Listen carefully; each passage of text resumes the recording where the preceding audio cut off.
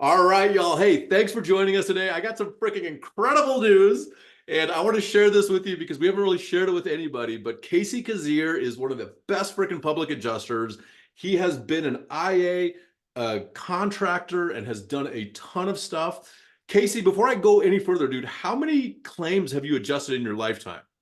I'm probably working on about 3,500 kind of range, somewhere in there. So Dang, we dude. definitely, between IA work, public adjusting work, if you throw in the roofing stuff before I started doing that, 2009, 2010, you Yeah. probably could tack on like another 300-ish. So yeah, Wow. we've definitely been So doing it. almost 4,000 freaking claims. He is an absolute asset to Bellator Claims, and we are super excited to have him.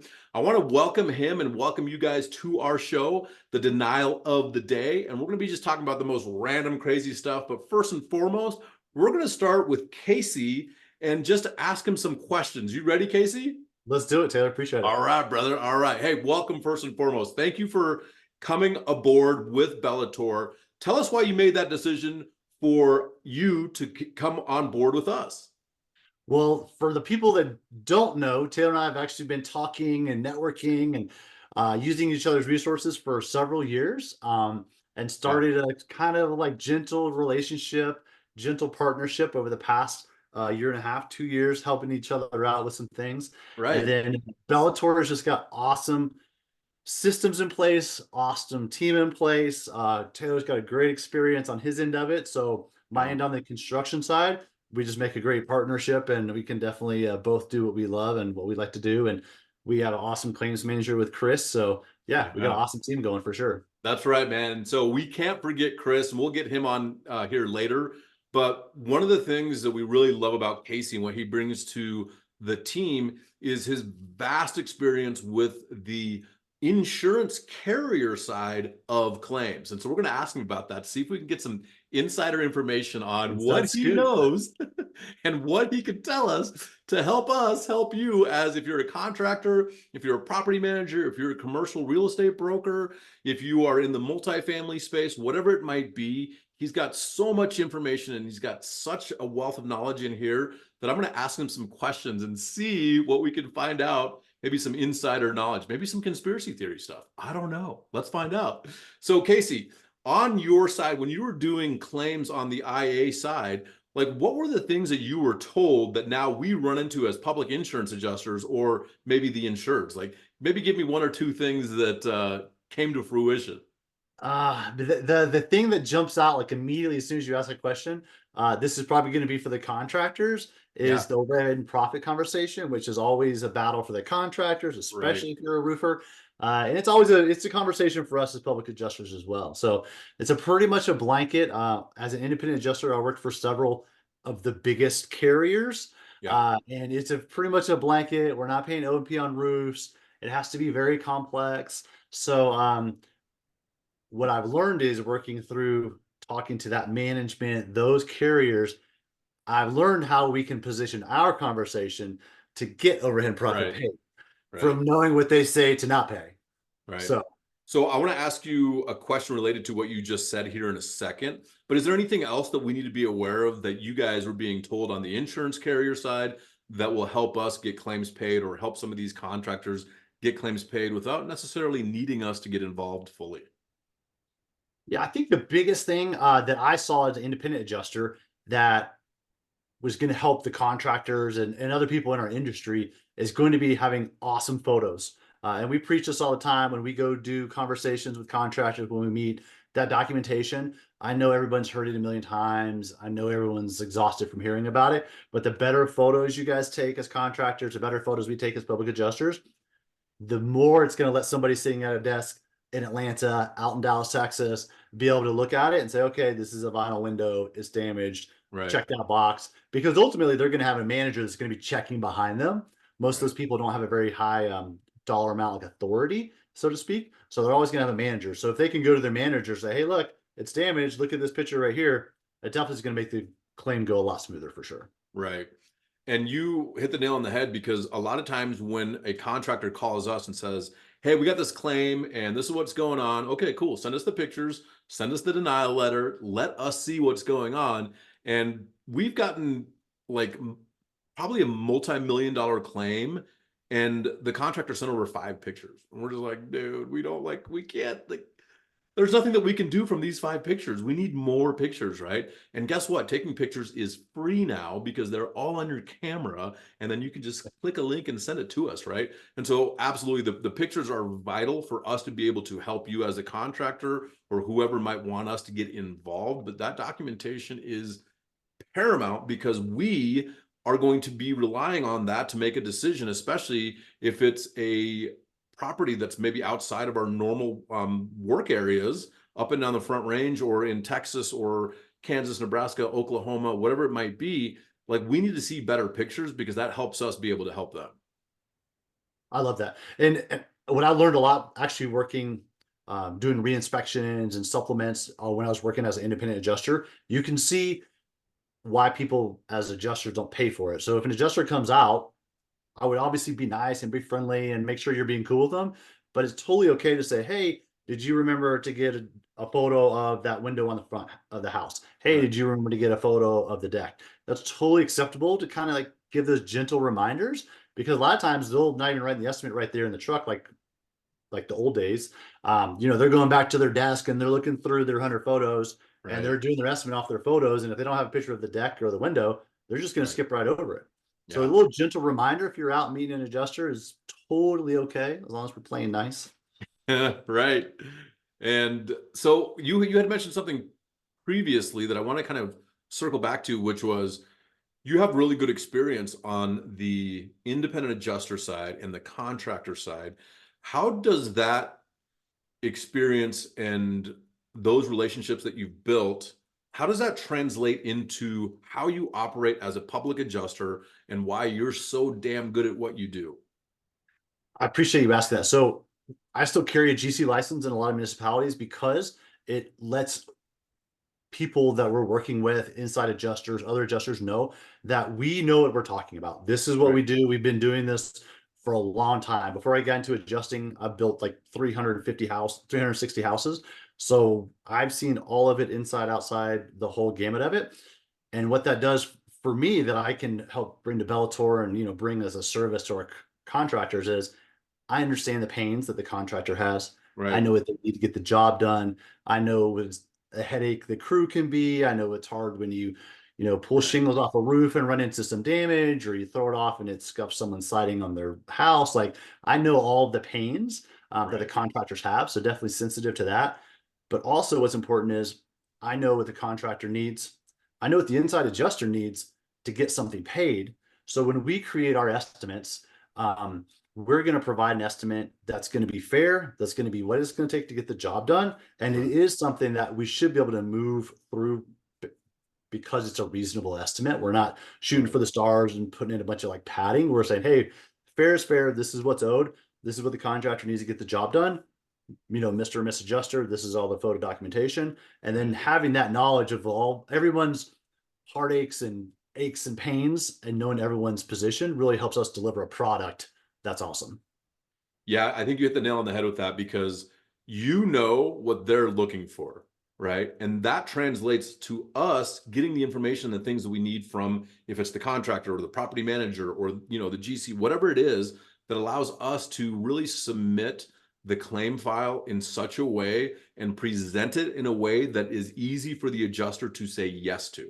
And that is absolutely the key to getting claims paid from our perspective as public adjusters. We want to make it real easy for the adjuster to be like, check, pay that claim, right? Because it's better for everybody. We don't want to hide the ball. Sometimes that term's used, in our industry, like you're kind of hiding it versus like, hey, this is where we're at, right? There's a time to be maybe a little more or a little less candid. I'll say it that way. But like really what we want to do is share as much information as we possibly can at the right time to the right person so they can make a decision in our favor to get the claim paid, because ultimately that's what we're here to do. And one of the things that I want you to speak to, Casey, because you know this from your perspective and your experience, when you were a contractor, like how much time did you waste on these claims versus when you should have maybe pulled the plug on the claim for yourself and actually like hand it over to a public adjuster? Because a lot of times, what we see is contractors are spending 6, 8, 9 months on a claim,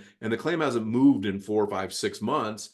and they've wasted all of that time. And two things that I see happening is the contractor could be doing so many better things with their time, including getting more business. And now, secondly, we're running up against a deadline, right? So we've gotten some claims in the last 2 months, and those claims are awesome and we definitely appreciate it. However, some of those claims are running up against the recoverable depreciation deadline or time to file the claim. And so, like, how did you experience that in your own industry, in your own business? And what do you think contractors should do differently? So one of the big things you touched on, and this is what when we go out and meet with contractors, this is a big point that I think everyone should really like hone in on this part. You could be out selling another job, installing another job, Right. building a relationship with other people instead of having to chase that overhead and profit or chase those little supplement items. And those are areas where you could be substantially more, productive with your time and your Right. resources by going out there and focusing on what you do, and then hand over the part that the public adjuster ourselves are good at. Right. So if I would have really, Sorry, just to interject, it's not just productive, but it's also profitable, right? yeah, oh Because gosh, within that productivity is that profit. And yes, you can make a dollar and spend a dollar and you make no money, right? So why do that versus saying, hey, look, we're stuck on this. We've been fighting this insurance claim for 30 days. We need to hand it to a good public insurance adjuster like Casey at Bellator Claims and allow them to run with it while we go do the stuff that we're good at. So sorry to interject. Go ahead, my yeah, friend. no, it's great. So when I was getting in this industry, when I was doing roofing sales, the public adjuster was not even something I was aware of, and wasn't aware of until I Right. became an independent adjuster, and I started seeing those. I was working up in Virginia and like the Baltimore area, and I was like, oh, a public adjuster is a thing. I'd been in the construction industry for over 10 years and didn't even know that he was even a thing.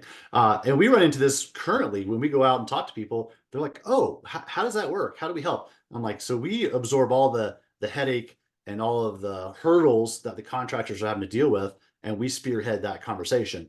Right. And two, a lot of times with our experience, like you just said, Taylor, we know how to position the email, we know how to position the estimate in a way that's going to help get it paid. That maybe that contractor isn't an expert in Xactimate. Maybe that contractor is not an expert in vinyl windows. So we can take all of our knowledge, wrap it into what we know about the policy, get that information across, and all that can be done on our end. The contractor can be out there selling another job.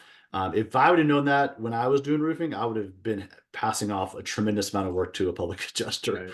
For So sure. I know a lot of times, just kind of looking at the overall claim itself and like no BS. You and I haven't talked about any of these questions, but is it worth it to get a public adjuster involved and why do you think so?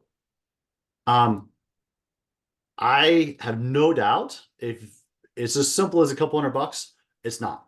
But in every single claim that I think you've probably touched, I know every claim that I've touched, I've gone back and talked to the contractor and said, hey, did this make sense for you to hire us?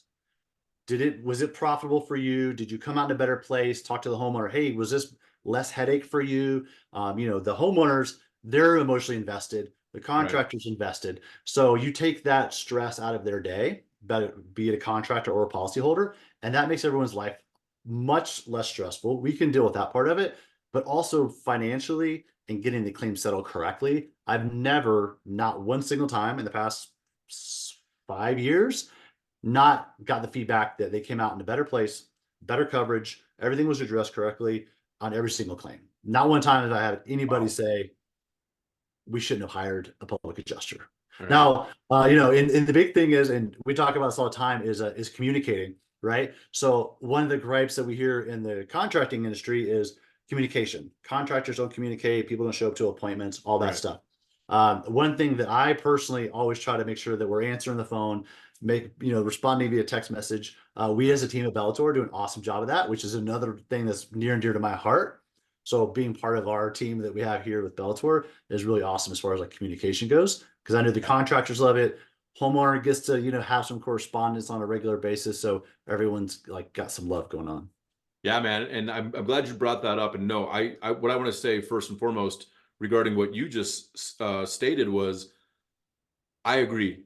Anytime that we've been involved, I can tell you that the contractor, the property owner is better for us being involved because of our ability to legitimately and reasonably increase the claim to the place where it makes sense based on what the insurance company owes for, based on the policy, and then the damage. And it's not like we're like going out there and doing anything. It's like in regards to like damage or anything, right? We go out there and we say, okay, what does the policy cover? What is the insurance company paying for or not paying for? And what do they need to pay for? And that's all we do. Like I took a claim for a school district from $277,000 to $8.6 million in 6 months. Right. And it's because I just went out there and said, look, the insurance company's missing like these 7 other buildings. Why? It was all part of the same loss. These are all damaged. Why aren't they looking at these buildings? Oh, we didn't see that they were damaged. Oh, really? Or did you just not see that they were damaged? Right. So I think to your point, man, there's so many things that we can bring to the claim that we don't even know until we get involved. And then that's when we're able to really strategize about the best way to handle the claim and how to get the victory and win your claim for the client, because there's so many variables that we don't even know or understand until we get involved. And then once we do, we're like, oh, here are 4 different avenues that we didn't even think about at the beginning that we can actually win the claim, right? So, Well, and the awesome thing is, as a public adjuster, we have the ability to dive into the policy and say, okay, these other buildings should be covered. These are the right, parameters within coverage versus, a lot of contractors in almost all of the states, they can't really act and dive into the policy, whether it's right, Texas, whether it's Colorado. They're really limited on what they're allowed to say or do. We as public adjusters, we can have the conversation about the damage. We can have the conversation about the construction. right. Also, we can have the conversation about the policy and what should be paid under the policy. So that's really where using a public adjuster is advantageous to the policyholder as well as a contractor to make sure everyone's in a better place and gets all the coverage they deserve. And frankly, they've been paying their premiums for how many years, and then they go to have a claim and they're like, Right. nope. All right. Man, we see that all the time. So I'll just ask you this and then we'll wrap up here shortly. But what is the most egregious or absurd or craziest denial that you have seen in the industry to date? And I know you probably have like 50 of them, but like if you could just think of maybe the one that comes to your mind the quickest and tell us about the situation, how you overcame that. The one that comes to mind is we had some business in Texas for the freeze several years ago, Yeah. and elderly lady, fixed income, super nice, like salt to the earth family, super awesome. And Yeah. she was getting paid. I believe her payout after her $1,000 deductible was like $800. It was flood, burst pipes, all this stuff. And they're like, nope, that's what our adjuster saw. That's what we wrote up. So we go in there, of course, document everything, go through there, end up having it settled for around 118. Wow. $1,000, not Wow. $800. So, and that's not one of obviously, Bellator, Taylor, me, we've dealt with some big claims, but to go from under $1,000 to like $118,000 is amazing. And one of the Yeah. favorite parts of our job that I really love is when you have someone who's, stressed and their house is messed up, their roof is falling in, whatever they're dealing with, to go there and hand them a check to help them get into a better place is Yeah. really rewarding. Like, obviously, we love to put food on the table, but to go help people and have things get settled correctly and deliver that check to them is Right. an feeling. Dude, so again, and this is why you and I work so well together, is because winning for our client is a win for us. And the more clients we win for, the better the industry is, because people are getting their properties back to pre-loss condition. And then guess what? We also get paid. But the true thing about you and me is we both like to win for our clients. And then a byproduct of that is we also get paid because we work on a contingency fee basis. And for those of you that are watching this that don't know that, is we only get paid when the client gets paid. And so it's a direct aligning of our interests to make sure that everybody wins in that claim. So I want you guys to understand that. For anybody that's new and doesn't understand how a public adjuster fits into the mix and how we can help you or your insured, definitely reach out to us, bellatorclaims.com, and we can definitely look and see what we can do to help you out. Anything else you want to add, Casey? No, I'm pumped to officially start touting the Bellator flag. So Yeah. Love it, brother. Love it, man. Well, welcome and thank you so much for being who you are and truly caring about the people in our industry, because I think there's a lot of people that aren't like that. And that's where every industry has a bad name, or the bad actors, right? But the people like you, Casey, that actually care and do the right thing for the insured and the clients, man, that's something that's hard to come by. And I'm glad you're part of the team, brother. We appreciate it. Yeah, for sure. Hey, thank you so much for joining us on today's Denial of the Day. There's so many big things happening at Bellator Claims, and Casey Cazier joining the team is one of those things. And we're going to do another podcast with the team. There's 3 public adjusters, Chris, me, and Casey, and we're going to be able to do kind of a little bit of an interview style round robin with us here in a little bit. But thank you so much. If you need help with your insurance claim, it's not being paid fairly, it's getting denied, delayed, or diminished, meaning it's getting underpaid, contact us today, because the sooner that you contact us, if it's for your insured, if it's for a property manager, if it's for a property owner, whoever it's for, the sooner you contact us, the better, because we have more options to be able to help them, which ultimately helps you. So contact us today, bellatorclaims.com.